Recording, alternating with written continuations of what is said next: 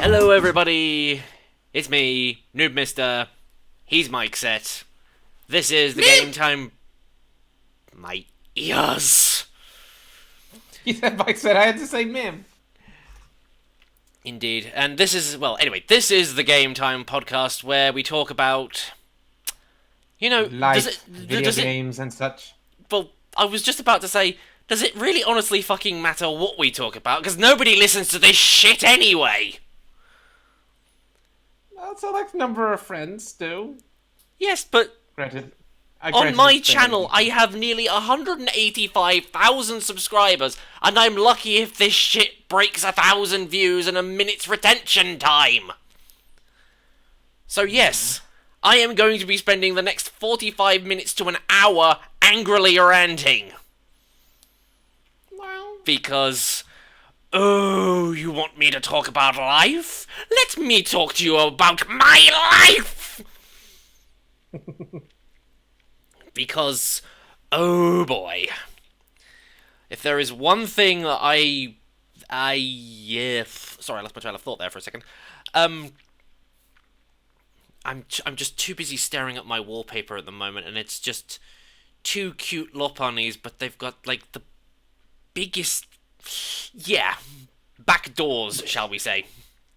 And I'm getting very, very easily distracted. Not to mention it's just adorable. Anyway, enough about furry porn. Back to my angry ranting. Lewd. But it's cute. It's cute lewd. Or the cute. best kind of lewd.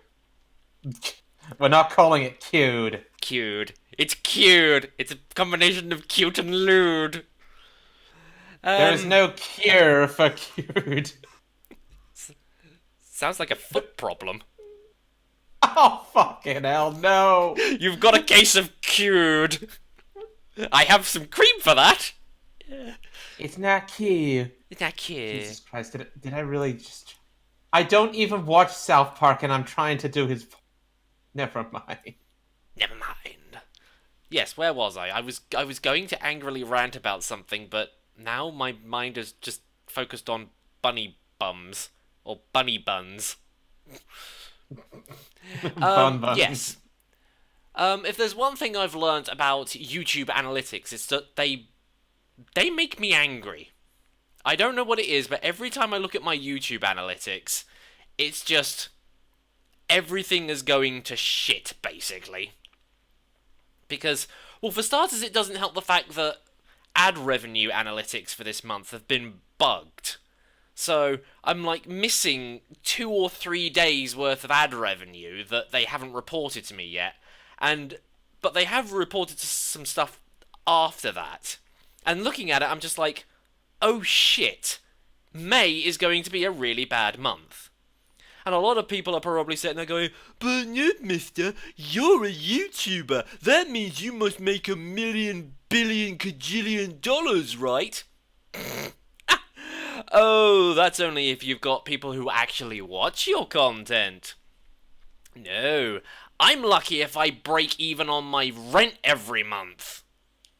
Yeah, people, rent. Let me tell you something about real life, because I probably told you about it before, but you probably didn't fucking listen, so I'm going to tell you again. Money makes the world go round. Money moves mountains. When you get to my age, or when you get to the point where you can't rely on your parents anymore, or your parents kick you out because you're an annoying little shit, you suddenly start to find that you don't have money for anything. You literally spend all of your money on rent, bills, food, utilities, and you've got nothing left over to enjoy. Life is shit. And let me tell you one other thing as well. You know all of your favourite YouTubers?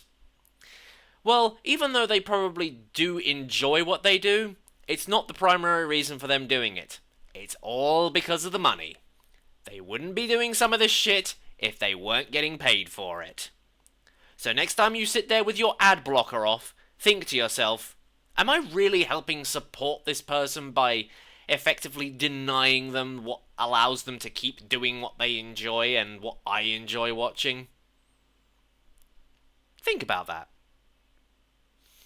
Speaking of ad blocks, I can't remember what day it was, but there was a day when all the Mozilla Firefox add-ons stopped functioning, and I didn't realize until then just how much I needed the ad blocker. Seriously, there I've is only I only turn ad blocker off for sites that actively annoy me about it. It's just like, oh, you appear to have an ad blocker turned on. We need that in order to function. So I'm just like, oh, fine, I'll turn it off then. and I don't know if it was just because I just haven't seen an ad for a long time, but before I could watch one YouTube video, I had to sit through 3 ads in a row, unskippable ads, 3 of them in a I row. know they seem to be doing that a lot lately. I was about to say rate raggy. Raggy? Rare no. But it's simple when you really think of it. How many people actually watch television? Not Where's all many the anymore. I don't watch television anymore. Mostly because I live in the UK and we actually need a license to watch television. Not to physically own one, but to watch live broadcasts. Jeez. But Yeah. anyways, it's simple. It's simple. You just think this. Hmm, there's no ads on the internet, and there's no ads in video games. So we'll just stick to that. The people that make ads? Okay, I think it's time for us to move there as well. It's obvious it's trending. And Hmm. would you know it? Even like the days when I used to play Team Fortress 2, there were even these community servers where you can't skip past the ad thing. And there were even one or two that if you try to hit continue or change teams so that it gets you past the thing, it auto kicks you. I hate those servers. I don't mind if they've got like one quick splash ad that you can just immediately skip, but it's just when it forces you to watch it, that's when I start getting annoyed. Or in the case of YouTube, I just generally just tend to click off and go and do something else until the ad's over. It's at least not as bad as it, all in all, even with that shit, it's still not as bad as it was when it was buggy. Because even in the community service that'll even allowed you to skip past it, every now and then you'd randomly hear an ad play in your ears because the server browser is somehow playing it even though you've closed it already. Yeah, And that that was is something that annoying. the admins were trying to fix. And the worst adverts on YouTube specifically that I dislike are the skippable ones, and they're just like, you know, you could skip this ad if you wanted to, Yeah, but we have yeah, I something that know. we really want to tell you. And I'm just like, no, I'm skipping it anyway. There are some ads that do keep my attention for a little while, but then it's just like, after a while, it's just like, you're not getting to the fucking point. I'm out of here. That's a trick that I think a lot of people have failed to realize with a lot of ads. Get to the point and people won't skip them. Or the ones that I really, really fucking hate are the ones that you can skip, but they're only 6 seconds long. So even though you can skip the ad finishes before you can even skip it. It's like, why did you make that a skippable ad if you you can't even skip it anyway? Speaking of ads, I've only now most recently started watching YouTube on my phone since I've now got a proper-ish phone, and now I've got a play. Originally, I only had limited data, like really scarce data. We had this whole thing that if I want to talk to mom or dad, I call them, and then as soon as they pick up, I have to hang up so they know that I was ringing, so they can ring me, so I'm not using up any data. I can do that now. I've got unlimited data, but now I can even watch YouTube, and I've noticed this the ads on YouTube only go, or at least the ones I get, only go for 1 or 2 seconds. Why can't I get this on PC? It's probably a different demographic. Then again, they're all Australian. Like I didn't see any of the ones that I get on what that I was getting on my PC when the ad blocker was disabled from Mozilla Firefox. Again, I'm glad that that whole thing's sorted. I thought all the add-ons and everything was lost or something, but no, the server just went down. But yeah, when I go through like watching random SFM is when I'm either waiting for the bus or I'm having smoko or lunch at my workplace. Oh, by the way, smoko is just basically break time. I was Or wondering why. I was thinking, you've started smoking? no, no. Although most people just use it as an excuse to smoke, so it got the nickname Smoko, I believe. But yeah, if you're having something before lunch, like a break at work, at least over around here, it's called Smoko. We have some weird names, like for example, have I told you what we call mosquitoes down here? Annoying? That's one of them. Yes, but what do you name wise? We just. I think we can nickname them mozzies. Yep, we nickname them mozzies. Mm-hmm. Similarities, goody. Well, we are descendants from there. Yeah. Yeah, because we didn't want you here, so we sent you over there. And sending us here was the best thing you've ever done. Snort. Except for all the, deadly venomous spiders, snakes, fish, lethal wildlife, and hostile Yet for some terrain that strange- can kill you so much as look at you. Yep, for some reason, I don't remember what video it was that said it, but there's been less deaths of that than anything else. America probably has more gun-related deaths than you do poisonous spiders or wildlife-related stuff. I remember someone from overseas that I met in VR chat said something about that, but I don't remember what he said specifically. All I do remember is that he said something about, yeah, from what I've heard, your country has good, strict gun control. And it's gotten even, or at least in New Zealand, it's gotten even stricter since since the shootings that happened there a while ago. Hmm. But the one thing I'm glad with is that they didn't mention who the shooter's name was. I don't even know what his name was, and to be perfectly honest, I don't want to find out. Yes, the last thing we want to do is give the attackers the signal of who did it, who to praise for them. Mm-hmm.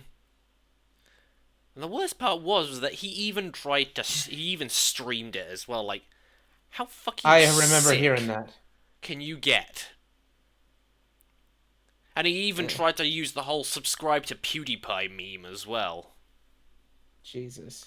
Yeah, but from what I've heard, This isn't the PewDiePie has actually turned around now and said, okay, can we stop the meme now? It's just getting to the point where people are abusing it and it's just getting out of hand.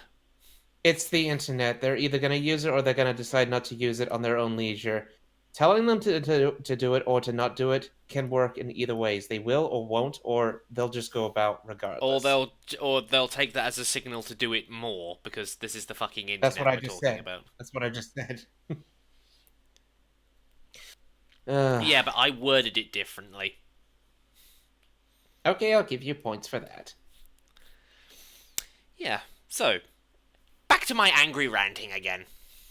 Well, I wouldn't say it was angry ranting, it's more, I am going to discuss with you a plan of a plan that I have subsequently drawn onto a blueprint so that I now have a plan of a plan of a plan.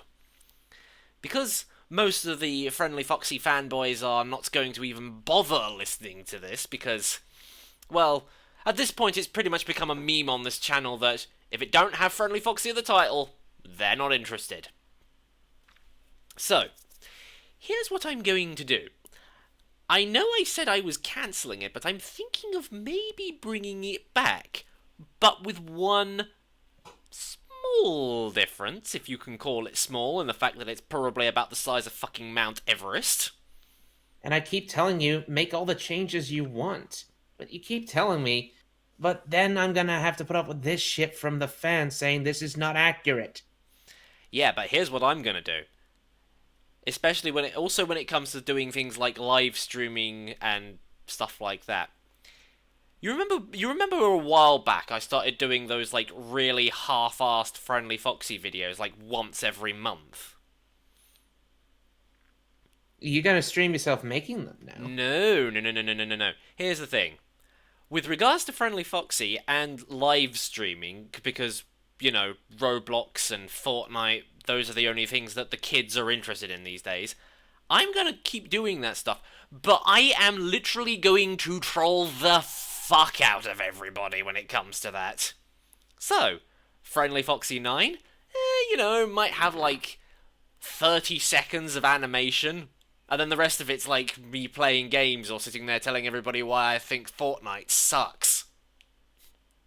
And then with the live streaming Roblox and Fortnite, again, just troll the fuck out of people. Don't play the games properly, and spend most of my time probably sitting there playing stuff on my phone instead. I like your description of Roblox. It's like a kid's version of Second Life. It is. It's because it's the whole idea that you've got like different areas for each All thing. community made. Yeah. Although, admittedly, all I will say is Roblox. You will never find another hive of scum, villainy, and copyright infringement. And I'm not joking on that. I went into a game on there which I think was called like Paintball 2. And seriously, first map I went onto was a TF2 map. And even the hit sound and even some of the HUD elements were basically ripped from Team Fortress 2. I'm just like, so when's Valve issuing the lawsuit? And to cap it all, and I'm actually just going to go and have a look at this. After the stream had ended, I went to go and make the stream to make the VOD public so people could see it. I went there and I found out that I'd received multiple content ID claims on it because of some of the music that had turned up in it. Right, where is it? Live. It is. I mean, it might have actually,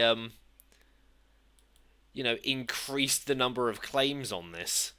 Okay, channel impact not affected. Right, I had 1, 2, 3, 4, 5, 6 content ID claims on this, all because of the music. So, like I said, you will never find another hive of scum, villainy, and copyright infringements. Not to mention just the style of games in there are just...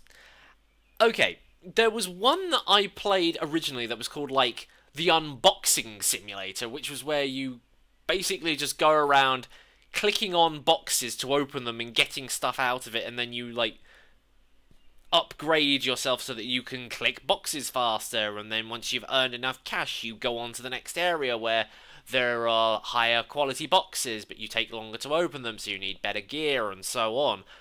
I then got told to go and play something called Pet Simulator, and it was just the exact same fucking thing again, except you had pets that were doing the clicking for you.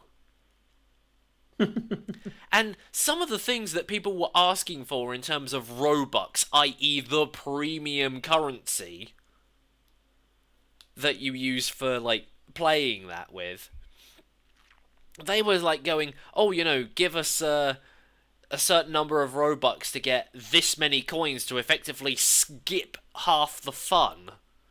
And it's just, how much money do these people make? I'm starting to sit there and think maybe I should make my own, like, Roblox thing and see how much money I can squeeze out of it with as little copyright infringement as physically possible. Oh, try it. I mean, I have looked at the sort of map editor. It's kind of like I would probably say a cut down version, almost of like the Unity engine in a way. In fact, I wouldn't be too surprised if it was probably based off of that. Or it's just giving me that kind of, thinking back on it, it kind of gives me that feel, That feels. So, yeah, that's something I've thought of, because, if these guys can make a pretty penny off of it, then I don't see any reason why I shouldn't. I mean, nobody buys my merch, uses channel memberships or anything, so might as well exploit them another way. Because this is another thing that I really do find annoying with my current YouTube career. I offer all of this stuff for people and just say, can I have at least a little bit of monetary support in return? Just to help me out. Just as a sort of a thank you, or a sort of a tip almost for me providing you with all this stuff. And then I get jack shit in return. You can kind of understand why I feel like nobody appreciates anything I do on this channel. You've gone quiet on me, mate. I'm still listening. I just don't know what else to say because it's not because I can't think of anything I've already said to you. Yeah, well, just say it again. Well, again, I try my best to help you come up with some ideas or things to do, or even build up motivation. But I know that again, you're just done with the friendly foxy thing, and I'm trying to think of ways for you to just, I don't know, have some fun with it, help you, teach you some of these tricks in SFM, accompany you.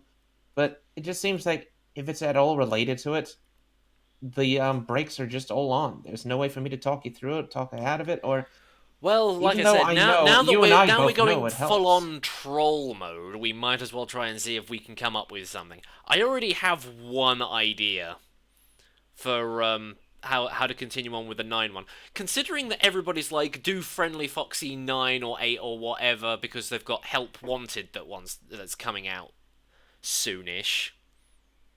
Is that the VR one? That's the VR one, yeah. Not I'm looking like forward to trying not that. like it's like the first games, but with a VR add-on. These are games that have been specifically made in mind for VR. Yeah, I'm looking forward to trying that out. And I'm probably thinking about maybe bribing my my subscriber base to basically help me get VR stuff by saying, if you get me VR, if you help me get VR stuff, I will play Help Wanted, and I'm serious about that. Speaking of playing Five Nights at Freddy's, this is a family game. I just recently saw it. Remember when I was talking about this character, this person named Blue Raptor, person I played with in Payday 2? You think so? He apparently played a fan-made Five Nights at Freddy's game that's all in 3D, and it's basically using the same map, and it looks actually pretty attractive. Hold on, I forgot what it was called. I think it was called Spooky Nights at Freddy's or something. Hold on, I gotta go check. Okay, Spooky, found it. scary. No. No, sorry, it's Creepy Nights at Freddy's demo. Oh. Oh, And oh, from what I've oh. seen of the gameplay, it's quite functional. I'll show you it after. In fact, I'll just post it here in the chat so I don't forget. And then we can observe its movements later. Yeah, so maybe until then, you could probably stream this or something. Sure, you get a view or two, and maybe even enjoy it. Anyway, speaking of which, shall we jump to the whole game thing? Yes, I know. Don't hold your breath. Shall we jump to the whole game? Talking about gamings now, because we've talked about life for freaking ages. Have we? It doesn't feel like we've talked about it for that long, actually. If you Now you well, know how I feel. When you start going on a long list of a whole talk that you wanted to do, just to get out your chest, it feels like it's only been like a couple of minutes when it's almost been an hour. doesn't feel like that, to be perfectly honest.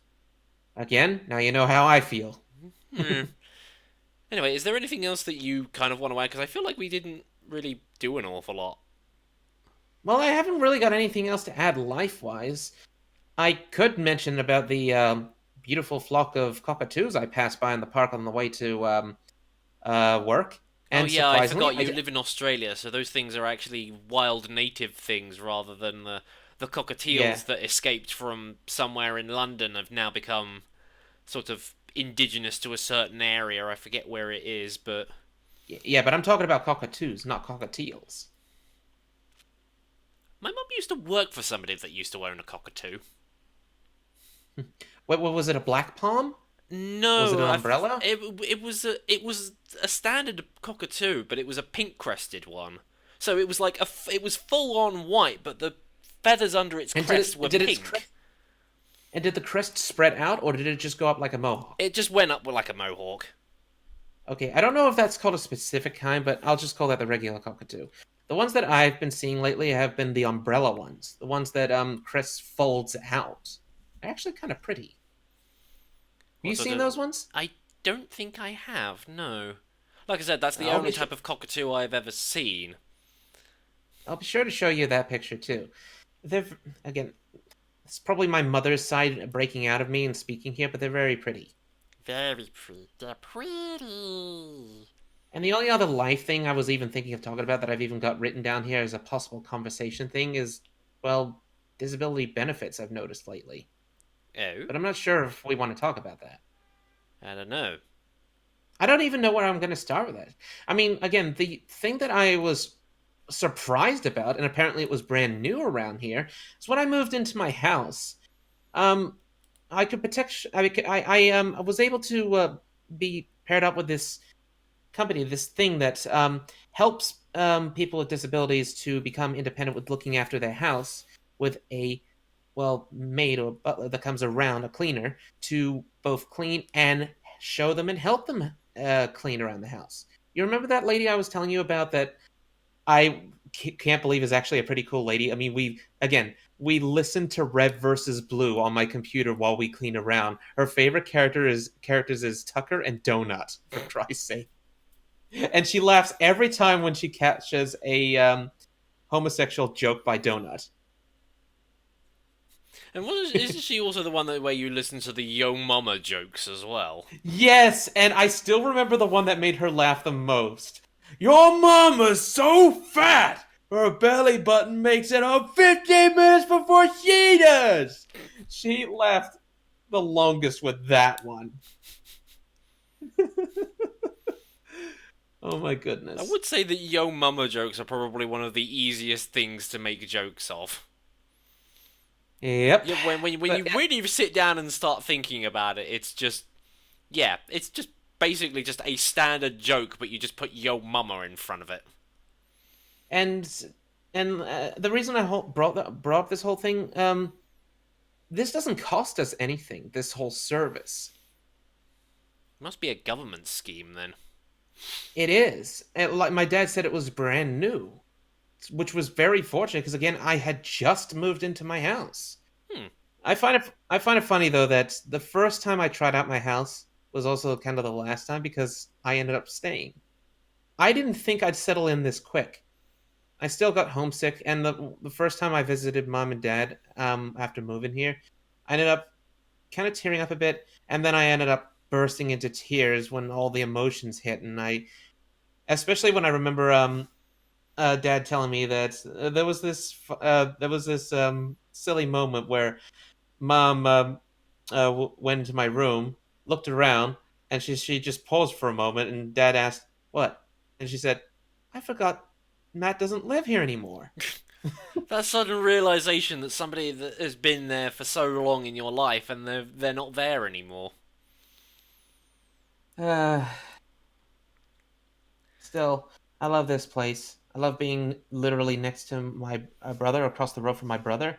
And again, as dad has said, I spend more time with mom and dad than I did when I lived with them. Whenever they show up and that I cook or I go out with them, watch a movie, go shopping. I even have now, ever since I got in the mobile data plan, I now religiously call mom or dad every time when I'm walking home from work. Hmm. It's always nice. My mum phones me when she's like at work and she's going out on a break and she's taking one of the people that she works for and she's taking one of their dogs out for a walk. So Hmm. she phones me. She tried phoning me the other day actually, and I couldn't understand what she was Oh. saying because the signal was so bad from where she was. Speaking of dogs, I ran into a very, it was a little bit sad-ish considering when you think about what the poor dog's going through, but at the same time it was cute and funny. It was a lovable dog. I don't know what it was. It was very fluffy, curly. It was white. I forgot what those small little curly dogs are. Kind of, if it weren't for the curly curls, you'd mistake it for a little sheep. One of those kinds of dogs. But I anyways, think I know which one you're talking about. Maybe. Yeah. anyway, I thought it looked kind of odd, but yeah, the two ladies that were walking with it, were constantly shaking this bag of cans, and apparently it was so that the dog could follow. The dog is almost completely blind. Oh When I right. showed up, it was trying to approach me and ended up nose booping me a few times, and was like, "Whoa, where, what?" It was actually cute, but it relaxed when I gave it a pat, Oh. and the ladies were laughing like, "Oh, now she's trying to find us over here." Stop shaking the can. Uh, and then I felt a little sad because not just because of the dog, but I just realized, shit. Now I know how much I miss poor Gucci. Now that she's Yeah, gone. because you had to put your dog down recently, didn't you? Yep. Speaking of which, unrelated, but well, no, I guess it is related, but unrelated to life, or is this related to? Fuck it, I'll just say anyway. Funny enough, this Dungeons and Dragon things that we've been doing, you know, Mm-hmm. Yes. with Zacharias. Did Were you around when Zacharias told me that originally he planned to kill off Morith, the dog that I ended up naming, shortly after I acquired him, as a Really? motivational booster to yeah, it was, you know, when that mech guy, gnome guy, jumped out with that mech, it was supposed to land on the dog. Oh. Was initially yeah, it was supposed to, you know, motivate us and drive us to get revenge. But after I mentioned the whole and we had to put down Gucci recently, he changed his mind. If Oh. I hadn't have mentioned that, he would have gone through with it, Well, all I not will say knowing is what I that went through. you've gone from being a bard to sort of a bard multi-class beast tamer almost. Yeah, Zacharias showed me this video, and apparently, yeah, bards are a jack of all trades. Also, you're gonna love what I've learned when we continue on that thing again. And apparently, Jesus Christ, I've gotten even stronger. Yeah, I'm with regards to my warlock, I'm basically going full on how many spells can I learn mode. I did considering that we're now all level 3, I was given the option to either have the ability to summon a familiar, summon a sort of like spirit weapon or something, or the one that I went with, I basically just get this book that just allows me to have more spells available to me than what I'm actually normally allowed. And I can't wait until I get my short sword breaker. I've got the dagger sword breaker, but I'm gonna be dual wielding the dagger and short sword version of the sword breakers. Well, basically, I'm just going to go with as many cantrips spells as I can, and with And the once again, with the expeditious retreat or whatever it's called, I'm literally just going to be running in, throwing a spell at somebody, and just going, "Yeah, I'm out. Bye." and again, uh, I've been focusing on getting more and more powers that make my character better at talking or convincing someone. And that's what I've been mainly focusing on lately. A lot of these other ones, which seems like it would be up my alley, but they have these downside of them being like for example, being able to know what someone's thinking. But unfortunately, they'll know if I'm doing it. I don't want anything that has a downside like that. Oh right. Yeah. Um. No, the only But thing that I've really gone with that sort of like breaks everything was an ability called Eyes of the Runekeeper, which basically means that I can read all text. And it's kind of ironic because since then, Sacrios has not introduced any kind of situation in which some piece of text has come up that nobody can read, and I've just been like, "Aha, this is my time to shine." yeah, I've noticed that too because again, Keen Baroneth is supposed to be a researcher, and he should, you know, specialize in this stuff, but he hasn't had the time to shine in that either. Thankfully, I've had plenty of time to shine with my social skills. Yeah, especially with that whole distraction thing. While me, Red, and Die were breaking into that manor. Yeah, that was one of my things. I got a buff of deception or something like that, and at first, Zacharias is like, "I'm not sure that would be up Keem's thing," and I said, "Wait, but Zacharias, didn't I do something like that? Me and Morith distracted two guards for an entire heist." Yeah, somehow. While me, Red, and Die were inside getting beaten up by a werebear. Well, Morif did a good distraction, and me being a kobold, I probably was riding on top of the dog, pretending to try and weigh him down, but he's just dragging me all over the place. I could just imagine that. Somebody help me! And the guards are probably wondering, how the hell did he even acquire a dog in the first place if he can't even hold it? uh, and I can't remember. Did the guards ever notice? No, I they didn't. They didn't. No, they they didn't. did think that they may have heard a noise, but then you distracted them again. Yes, I said, guys, little help with the leash, and I got the good roll. So Oh my literally, he goodness. spent the entire heist distracting these two guards while we somehow got in through the window, didn't And alert the guards. I'm glad that some logic I thought of actually helped here. When I noticed you guys were not gonna be that stealthy and that we're making noise, I ordered Morith to bark, thus masking up some of the sound and increasing your chances. And it fucking worked, especially when I think it was Thrall failed to jump through the window Yeah, properly. he tried to jump in. Diatachi, who's somebody who's joining us for this D&D session, who's also another SFM animator. Some people who listen to this may have heard of him. His character, Thull, who's an half-orc, tried to jump in through the window. Not only did he fail his athletics roll, he also failed his stealth roll as well. So literally, he tried to jump in through the window, bounced off of it, and caused a load of noise in the process.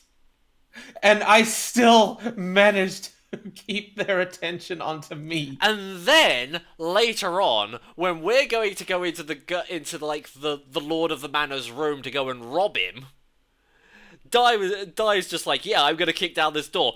Fails the stealth check again. So instead of the door just opening carefully, it's just literally somebody once told me. Nobody in the world was gonna run. Which is kind of ironic considering he's a half orc, so kind of like an ogre thing. So you just effectively had a Shrek moment. Oh my goodness. And Thrall has been very funny. I don't know why, but I especially love. Please tell the story when you joked to piss in the bucket and it happened and it worked. God. Okay, so we were in a cave that was Speaking of which, speaking of the cave, real quickly, another moment where Keem Baronith shined here. We failed a stealth move here. I think it was Secrius's character, the main character leading us, and he alerted a bunch of goblins. I quickly stepped forward to see if I could calm them and reason with them, and I succeeded. Secrius told me that he actually planned for that to be a mini fight. But yeah, judging from the number of goblins that there were, I was thinking this was obviously meant to be a fight. And again, King Baronith strikes again. I forgot how Secrius worded it, but he said I'm like the opposite of almost every Skyrim player ever. Like, just runs and slaughters everything and doesn't think. I just immerse myself in and try to speak. And that's the thing, though, when it comes to these creatures and whatnot. Even though I know I'm mostly talking to Secrius, I want to just speak to this character and see what happens. I want to see if I can make friends. I want to see if I can get something out of it, or just hear some interesting little tidbits. No, like for example, like, for example, in this case, they knew Keem with his books, but not in the manner we thought. They use his books as toilet paper. Yep, his books are soft, strong, and thoroughly absorbent. Definitely something that's right up their alley. You completely missed that joke, didn't you? Right up their alley. Yes, I got that one, actually, but I just didn't want to comment. You just didn't want to acknowledge the shitty joke. The next thing we'll talk about in that area is the seashells. Seashells? I don't remember anything about seashells. Okay, you didn't get that one either. I forgot the name of the movie. I think it was called Demolition Man. Yeah, well, anyway, the joke was that apparently in the future, toilet paper was replaced with seashells. Ouch. Yes. That sounds. Anyways, and again, another moment of the same thing when it came to the whole choices and how I acted was when I went into that place. I know you. We had you listening because, well, you were recording, but damn, that moment where I came to a certain little sculpture that kind of spoke to me and whatnot and offered me a deal, but in return of some sort of favor, both the name of the person as well as the whole thing alone, I decided, nope, I'm not taking the offer, but I will at least talk to you a little bit, maybe sketch you. Would you mind if I do that? Okay. Bye.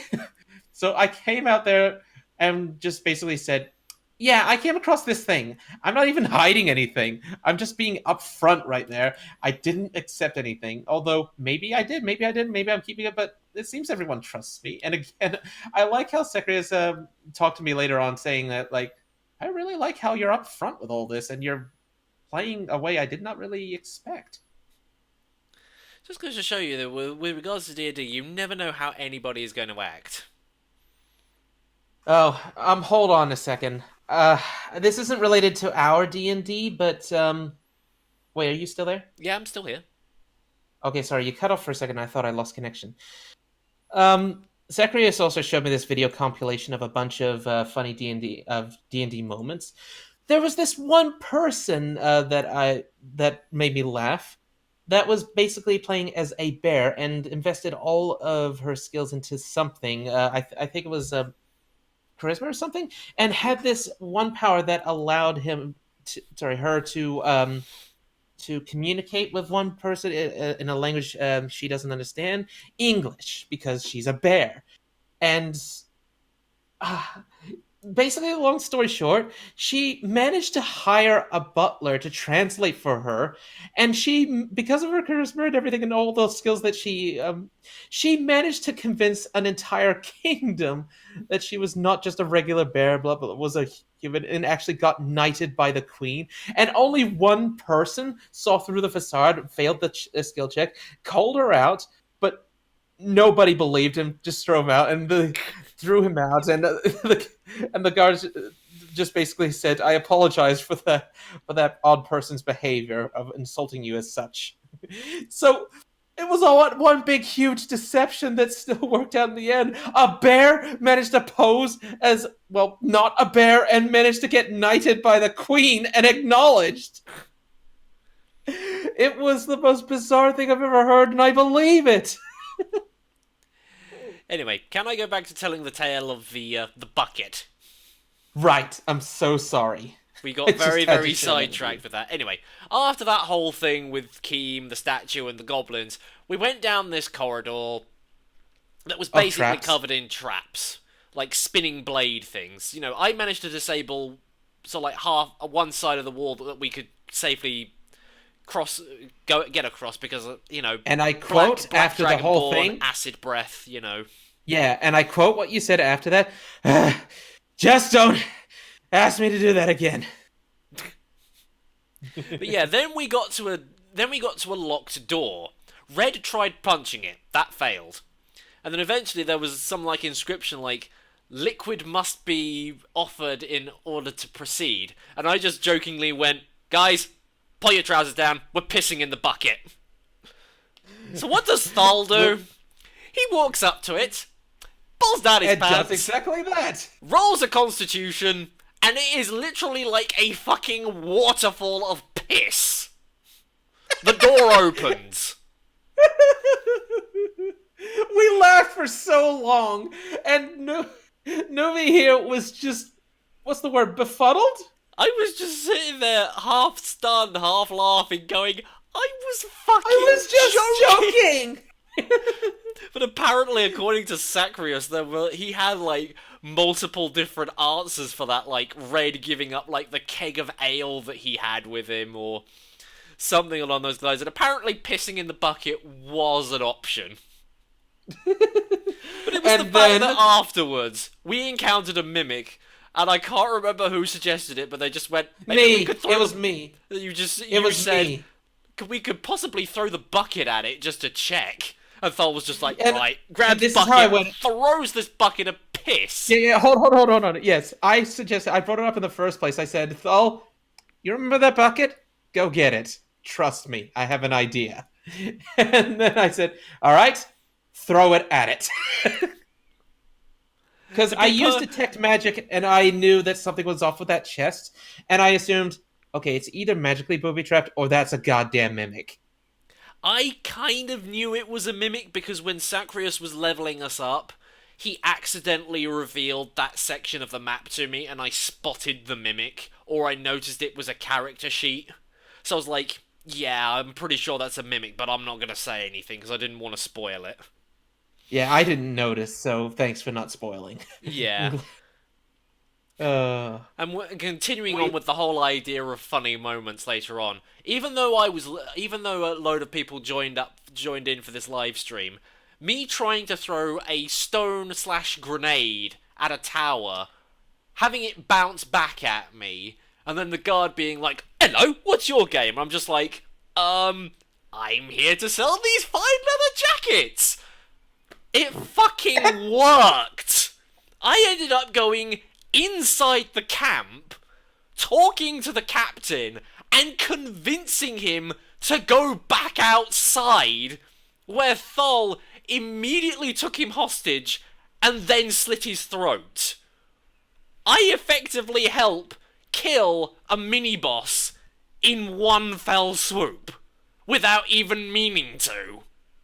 It's just too bad that the whole raid, as very well it went, turned out to be one hell of a deception. Yeah, and And then afterwards, we find out who is responsible for the deception. We go into this massive tent. There's a hole in the middle of the floor. The thing that has deceived us tries to leap towards the final, it was the Fell Goblin, wasn't it? no, it was you. It was you, I believe, it was leaping for, but then it got a critical failure. Or the thing wasn't, or the roll wasn't good enough. And basically, And it got a roundhouse kick from somebody, and then it fell down the hole. And we're the king, it tried to, when it was falling down the hole, it tried to roll a save to grab onto the king, but it failed that as well, so the king just kicked it in the face. So another boss just immediately perished, and we barely did shit. We just did absolutely fucking nothing other than just stare down the hole and just go, well, that was anticlimactic.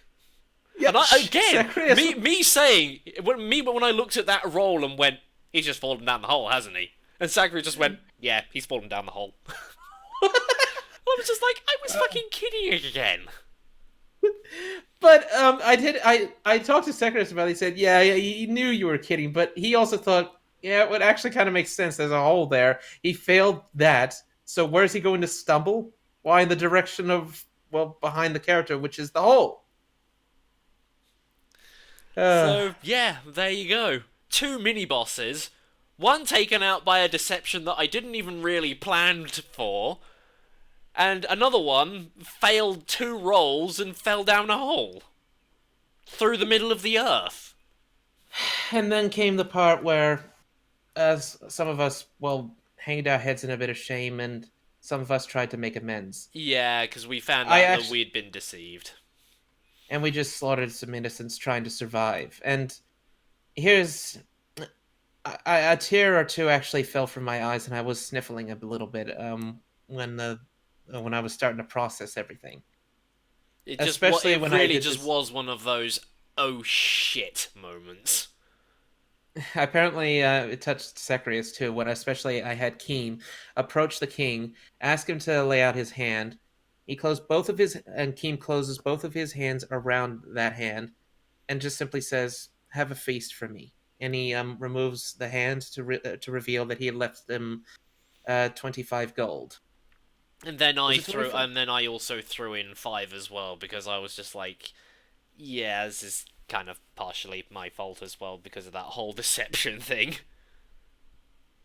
So what had led from quite a comical moment just spiraled down into a really, really depressing time. But it was still bittersweet because we didn't end up killing the last, and I did leave them with a little something to show that at least I am sorry. I am truly, truly sorry. And this is especially true because I am building Keem Baranif to be as the most social character I can possibly make him be. I want him to be one heck of a talker that can make friends very easily, because he has that little aura around him that he's just a good fellow that you want to be friends with. That's what I'm trying to build him to be. Except with my character, who basically just doesn't trust anybody new. And I keep forgetting that bit about my character, because... I was about to say, you seem to be trusting Keem now. Yeah, but that's because I know Keem, or my character knows Keem now. Because when we first met, I was sort of like trying to play on the whole thing of, I don't know you, so I don't trust you. And I But did like how when you mentioned that you're now a little bit wary of me since I have a knife now, and I catch on to that. I say, "But look, I failed to even hold someone hostage. I'm that flimsy with this knife right now. You honestly think I'm a threat to you?" with how clumsy But you then are, again, yes. yes. And after I think about that, I was like, oh, "Shit, he's right." Although here's another comedic moment. Despite how social, good, charisma wise and whatnot my character is with persuasion, I got a critical failure on the bartender when I was asking if I could sleep by the campfire. Not the campfire, the fireplace. The And fireplace. my idea was how I failed was that the reason why the bartender said no is because he noticed that my tail was in the fireplace and was well on fire. Ah, shit. Okay, point making. So I just And my him my and walked. slight embarrassing moment mistaking the gender identity of the barkeeper. Whoopsie. I don't blame you. I kind of thought the same too, but I wanted to make sure.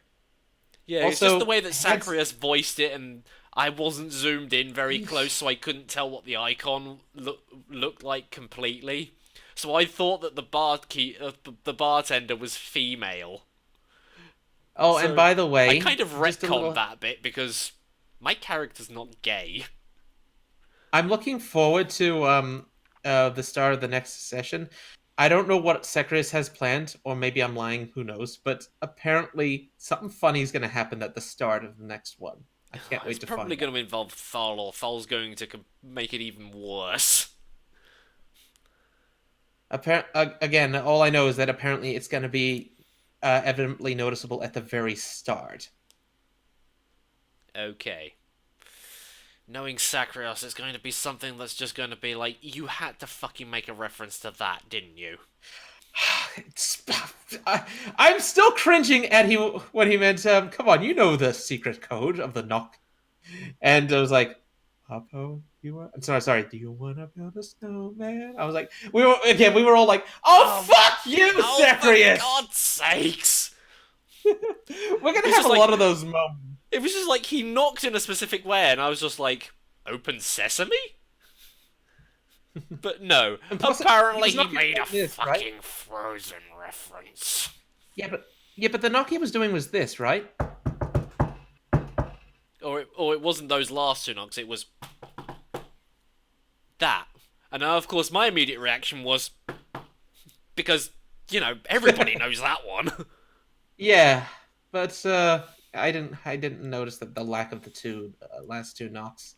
I honestly thought the last two knocks were the last part, which was why I did it originally during the recording. Oh my goodness. But I'm still as cringy as some moments are where I know, okay, this is a Sacrius moment.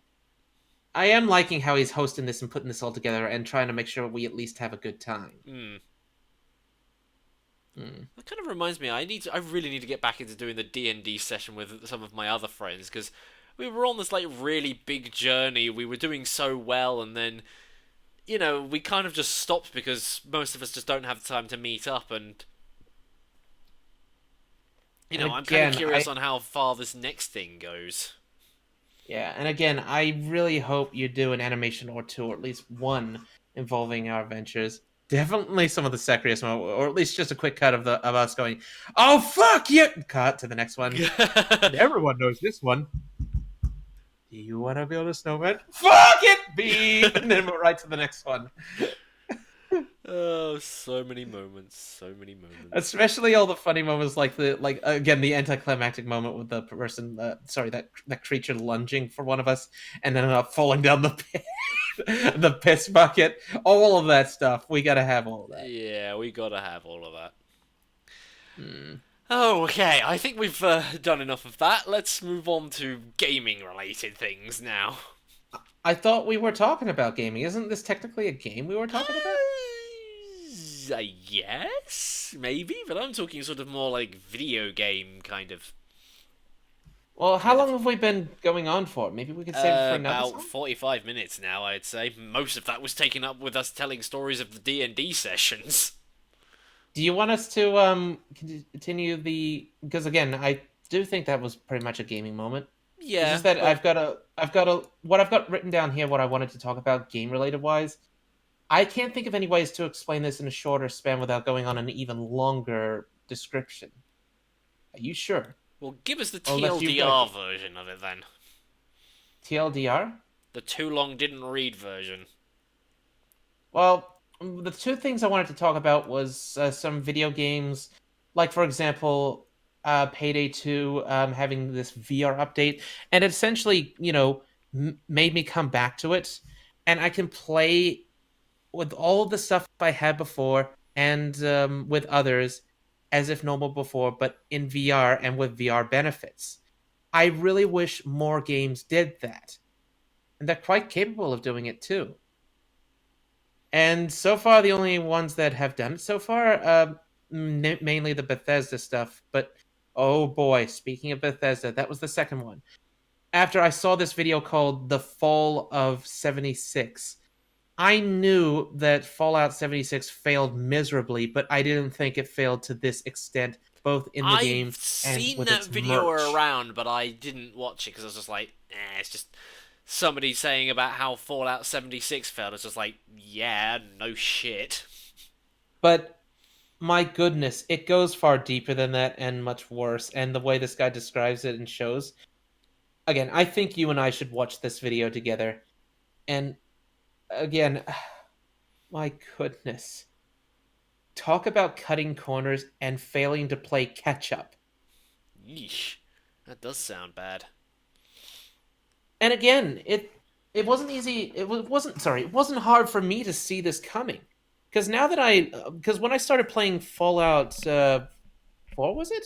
Probably. Yeah, Fallout 4, which was my first Fallout game to play, and with all these mods, I realized, Jesus, how many mods have I installed just to fix apparently some basic things such as field of view sliders and all these other things that are missing, these quality of life ones, before I went to all the cosmetic stuff and the game breaking ones that I enjoyed so much, such as Sim Settlement and FCOM, which is basically a play on the word XCOM Mm-hmm. because it allows you to summon in NPCs and be a commander.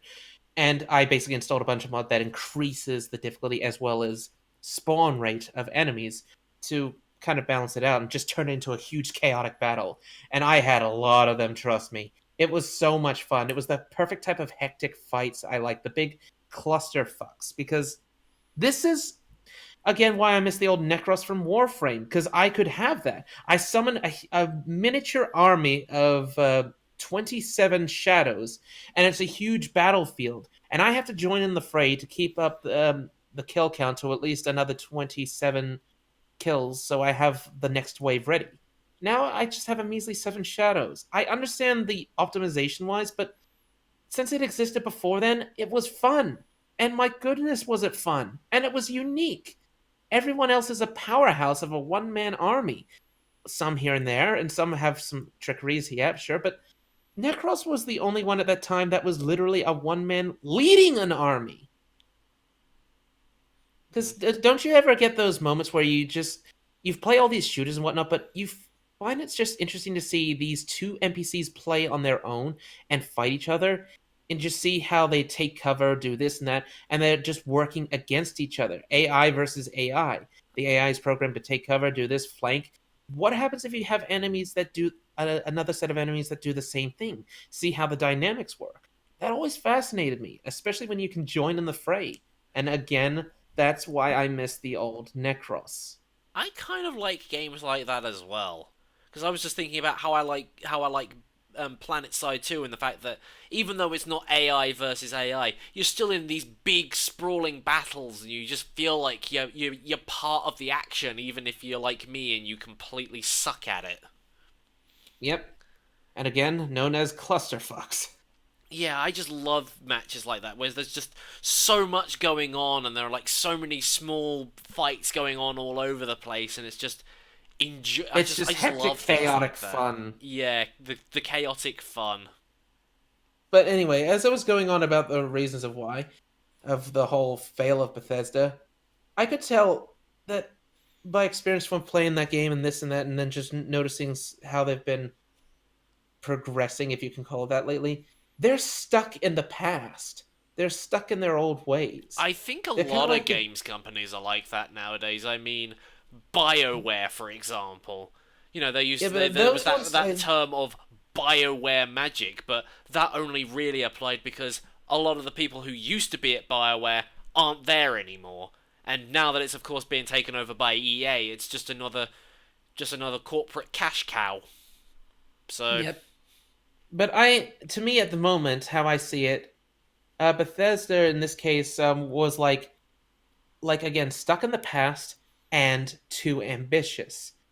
In other words, kind of like I suppose like a DSP moment, playing hmm, catch up, wondering why no this isn't working because everyone else has done it but better. Like I mean, for example, their biggest quality of life updates was the field of view slider and whatnot, and toggle voice. Originally, microphone was always on if there was on. There was no way to turn it off. There was no toggle because they did not know how to do that, or at least they didn't bother to do that. Again, none of the games, at least I don't think any of them did, because my Fallout 4 definitely didn't until I installed a mod.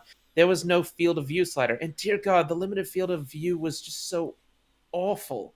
I had trouble looking around in a house I entered because I just get so motion sick from it's like I'm always looking down a sniper scope. that is It was pretty limited horrible. field of view. Yes, that's what it felt like. And I was like, Jesus, this is what console players are used to? And yeah, they didn't even do that in Fallout 76 until after the whole backlash thing, and they started doing some quality of life updates. And apparently, the biggest ones was the field of view slider and the goddamn push to talk toggle.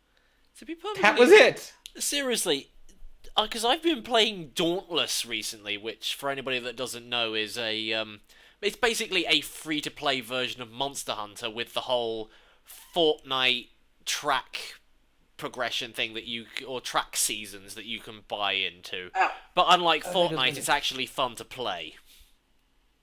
it. But yeah, even they've got the ability to toggle voice on and off. It's not a push to talk option, but at least there is an option to turn it on and off. So they're already doing better. And I will admit they've also, for some reason, got an option in there to say what your gender identity is as well, which I was a little bit. You already can put beards on women, so do you really need that? And seriously, I mean it. Speaking You can put beards on women. I tried it. Speaking of females, oh my goodness. You remember I mentioned two of my friends I unintentionally kind of got into Guild Wars too. Well, they both picked female chars. One of them, I believe, was assigned with the Ash Legion. I do remember there's a part of the storyline where you have to infiltrate the Fire Flame Legion's hideout. hmm And what I remember about the Flame Legion, like most of the opposing ones, they're pretty sexist. They don't allow female primary soldiers and only have them as cooks or whatnot. And I just realized, I wonder what happens if he since his character is female. And I noticed there was one additional dialogue that was different because his character was female. Last time when I was a Ash Legion and I was infiltrating and I was male, um, when uh, the guard asked for the password, my character delivered it, and he simply just ranted on about how I'm late, and I need to hurry up. I've pretty much missed the meeting. Instead, that line is replaced if your character's female, and he gives the password. He then instead says, "Whoa, do you have a cold or something?" And then the character says, "Back off. I'm fine. I'm male and I'm fine. Now back off, or I'll rip off your horns and shove them up your nose." Oh my goodness. And that's not the only time they've managed to squeeze in some references to either your gender or your race even. Because there was this one moment in the living story where shit, what's the name of the main character from the human side? He's who had this beef with Ritlock and at the same time Logan? buddy but yeah, Logan.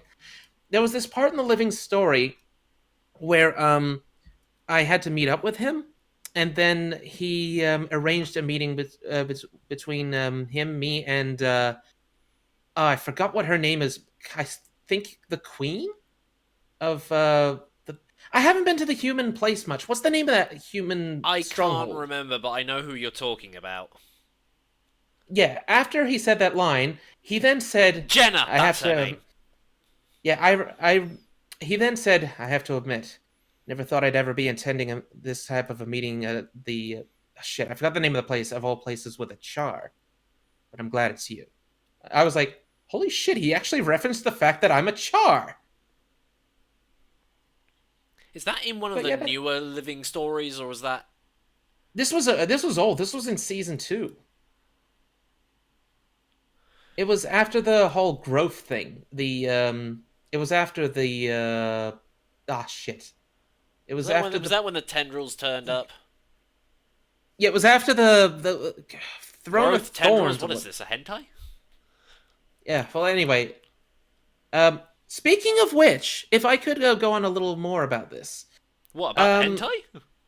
no, no, no. About that part of the DLC, but not the DLC, the expansion, and unique dialogue. Uh, Fucking hell, what is the? It's something Thorns. Heart of Thorns. That's it. Jesus. Jeez, you I have not played Guild Wars 2 in such a long time, have you?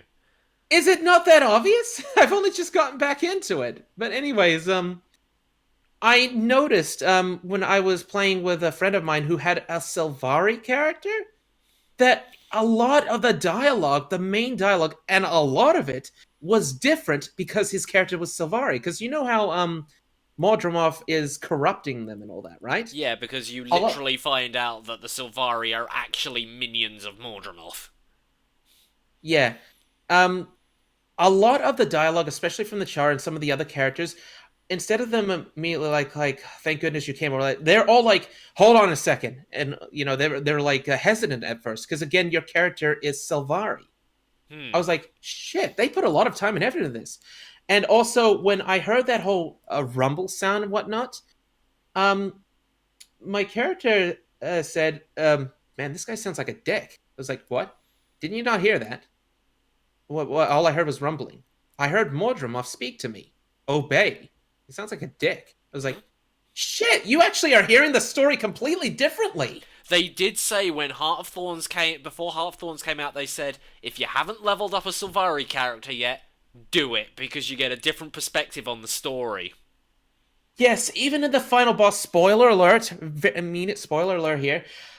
When we got to the final boss, well, first when I fought him myself, the Avatar version, and for those who are wondering, why don't we get to fight the big Mordromorph instead of this Avatar version of him? Do the world event. That's how, because apparently during the story version, this is both happening at the same time because they reference that Mordromorph is under attack and is being distracted by the forces. That's what's happening in the world event, at least assumedly on this timeline. Anyways, when I fought him, um, after the whole thing happened here and there, and when it was up to the final stage where we get to fight Mordremoth's avatar, his mind, um, he says something about "We are the same. Let your mind merge with mine." My character just simply just tells him to piss off. We're nothing alike. You make slaves, I make allies. Well, when I was playing with my friend in his version, um, for some reason you could normally attack him straight away, but he was invulnerable for some reason. I was wondering, okay, why can't I attack him yet? Did they update it? But then suddenly, my friend got stunned, and then he turned hostile. His character saying something like, "I can't. It's so close. I can't concentrate. Can't think." And then suddenly started attacking us. He's like, "Shit! I'm not doing this. I'm not doing this. I am literally not doing this." So we had to open one of these wormholes to save him because. And apparently, this plays out differently if you're playing solo. But if you're playing with party members, they have to save you, or they might actually, they can also, unfortunately, potentially just kill you. And for some reason, the story goes on regardless if the main person is present or not, which is just a dick move. But it can be done, but you're left without the main character. You're left with one less troop. But Yeah. again, another major touch. If you're Sylvari, you end up being corrupted. If you have a friend with you, your friend ends up attacking you, and you have to save him. It kind of makes me sit there and think I should really level up my Sylvari Ranger and get to that point, and then you can do that with me. Although I've heard they've changed it now and then, or I don't know. Maybe they have, maybe they haven't. I hope they haven't, because I was stunned and shocked when suddenly his character just great sword charged me and started attacking. And again, on voice, it was like, "Shit, shit, what the fuck? I'm not controlling this." Mortimer made me his bitch. Did he literally say that? I'm pretty sure I remember him saying something like that. Mortimer has made him his something. I'm pretty sure it would have been Mortimer has made me his bitch. Help me. And also, speaking of level up, don't you have a level 80 booster? Because I believe they give you it when you get that. Oh yeah, when you buy any of the expansions, they always give you a level 80 booster. But I mean, I've Yep, already used the level 80 booster on my Sylvari, but I'm getting her through the first. I'm basically making her play through all of the other stories first, and basically just doing it all in order. okay. I mean, I know Besides, I don't have to, but that's just what I want yeah, to. yeah, and leveling up in Guild Wars 2 is fun. Yeah, Again, it's not a grind, or it doesn't feel I've no like it. yeah, from what I remember hearing, the higher level you get in something like, for example, World of Warcraft, because face it, we're always going to do comparisons. Whenever we talk about MMOs, you cannot not talk about World of Warcraft because it pretty much set the bar. Hmm. Anyways, if anyone would know that the higher you level up in that game, the harder it gets and longer it takes to level up to the next level, and again and again and again and again. In Guild Wars 2, it's always consistent. It's like I've noticed I usually gain 2 or 3 or even 4 levels or more um, with every day I spend in Guild Wars 2 doing the same things. And especially since I realized I just get sidetracked and addicted to just following these dynamic events and then finding and stumbling across another. And again, this isn't exactly how they That intended you always to play the happens with game. me. I'm like running around a map of resource farming because I'm trying to craft a legendary, and all of a sudden I see an event going on, or one pops up, or there's one off in the distance that hasn't been completed. I'm just like, I can't really just leave that there, so I go over there and finish it. Follow them to their point, and then all of a sudden there are like a chain of like another 2 or 3 events after that. I'll have like finished this event, fought a boss, other people have joined in, and I'm just It like, gets more great, I chaotic finished that fun. event. Now, what was I doing again? You get And then so easily distracted in that game. and then discover that you've leveled up twice or so. Yeah. Or in my case, because I've hit max level, it's like you've maxed out the mastery bar for that rank and you don't have enough mastery points. And again, and you remember how I mentioned that I like to just immerse myself or see what's going on or see how these NPCs interact or see if I can talk with them.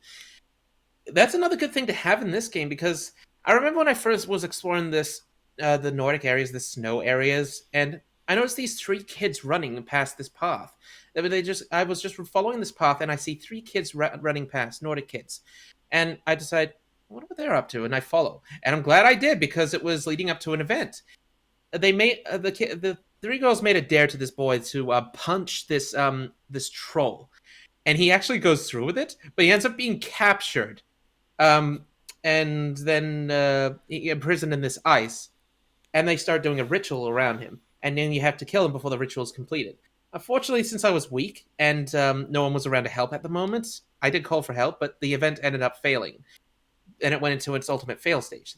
Instead of just rescuing the kid from this ice prison, the kid is now imprisoned in a ice golem, a mini boss we had to take down. And after that was all over, I was relieved to hear that the kid was fine.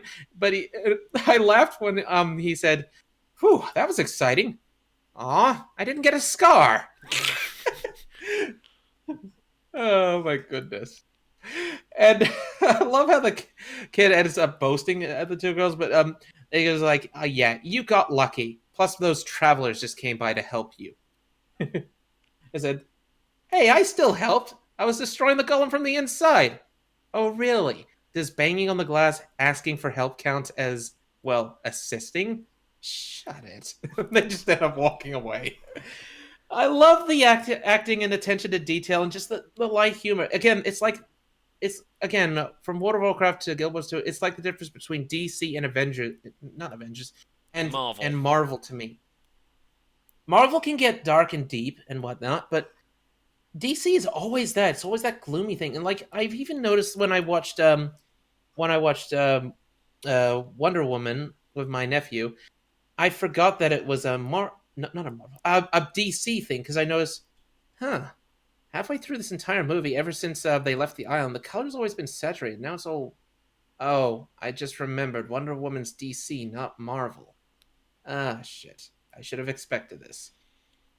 But Speaking of which, going back onto the subject again, sorry to cut you off there, but I just want to put this in because because we're probably going to have to wrap this up soon because I was yeah, sitting there no. I'm going, gonna let me. Can I quickly wrap up that the point I was going to make? yes, go on.